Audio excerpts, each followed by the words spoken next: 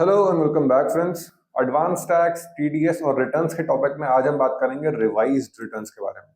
इसमें करना क्या होता है, आप अपनी मिस्टेक्स को फिक्स कर सकते हैं ताकि आपको कोई पेनल्टी न देनी पड़े। अब समझते हैं डिटेल में। 139(5) सेक्शन के अकॉर्डिंग रिवाइज्ड रिटर्न के थ्रू आप अपने एरर्स को या ओमिशंस को जो आपने ऑलरेडी फाइल कर दी है आईटीआर, उसमें आपने कोई गलतियां करी हैं, उसे आप करेक्ट कर सकते हैं बिना किसी पेनल्टी के। डेडलाइन क्या होती है? ऑन और before December 31 of the assessment year, यानी कि जिस असेसमेंट ईयर में आपने आईटीआर फाइल करी है उसी असेसमेंट ईयर के दिसंबर 31 तक आपके पास टाइम होता है रिवाइज्ड रिटर्न फाइल करने का। या फिर डेडलाइन के साथ और असेसमेंट ईयर कंप्लीट होने से पहले, विच एवर इज फर्स्ट, यानी कि यूजुअली तो 31 दिसंबर ही होता है।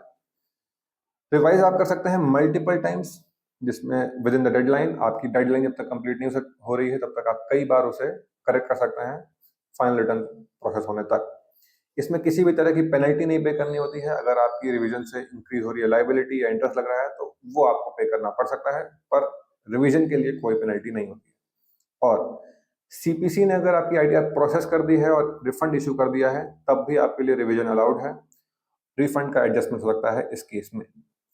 अपडेटेड रिटर्न समझते हैं क्या है? अपडेटेड रिटर्न और आईटीआरयू एक मेथड है जिसमें आप करेक्ट कर सकते हैं या फिर कोई ओमिशन हुआ है उसे इंक्लूड कर सकते हैं आफ्टर रिवाइज रिटर्न की डेडलाइन। इसकी विंडो क्या है? ओरिजिनली 24 महीने तक होती है असेसमेंट ईयर खत्म होने के बाद, यानी कि अगर आपका 24-25 का असेसमेंट ईयर है तो आपके पास 25-26, 26-27 का टाइम है आईटीआर फाइल करने का। ये एक्सटेंड कर दी गई है बजट 2025 में 4 साल के लिए, यानी कि 26-27 के बाद 27-28, 28-29 का भी टाइम होगा इन दैट सेम केस। कब अलग होती है? आपने अगर फाइलिंग मिस कर दी है, ओरिजिनल है, बिलेटेड है, रिवाइज है, आप फाइल कर सकते हैं आईटीआरयू। आपने ऑलरेडी फाइल करी थी, बस कुछ इनकम मिस कर दी है, कोई डिडक्शन मिस कर दी है, कोई गलती कर दी है अपनी आईटीआर में, तब भी आपके लिए अवेलेबल है। कब अलाउड नहीं है? लॉस रिटर्न्स, यानी कि अगर आप अपडेट कर रहे हैं और आपकी टैक्स लाइबिलिटी रिड्यूस हो रही है या फिर रिफंड इंक्रीज हो रहा है तब आपके लिए अलाउड नहीं है। अगर आपने ऑलरेडी फाइल किया था अपडेटेड रिटर्न इस ईयर में, यानी कि आप अपडेटेड रिटर्न एक बार ही फाइल कर सकते हैं। असेसमेंट और रीअसेसमेंट पेंडिंग है, कंप्लीटेड है, तब भी आप नहीं कर सकते। और अगर एक सर्च, सर्वे या स्क्रूटनी आपके खिलाफ खुल गई है तब आप आईटीआरयू फाइल नहीं कर सकते।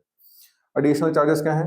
पेनल्टीज नहीं, बट आईटीआरयू पर एडिशनल चार्जेस लगते हैं। अगर आप 12 महीने के अंदर करते हैं तो एडिशनल टैक्स देना होगा 25%, 24 महीने में करते हैं तो 50%, और 4 साल तक आप करते हैं तो हायर स्लैब अप्लाई हो सकते हैं। That was all about revise returns और अपडेटेड रिटर्न्स। ऐसे ही और इन्फॉर्मेटिव वीडियोस के लिए हमारे साथ बने रहिए। On advice brain, thank you very much.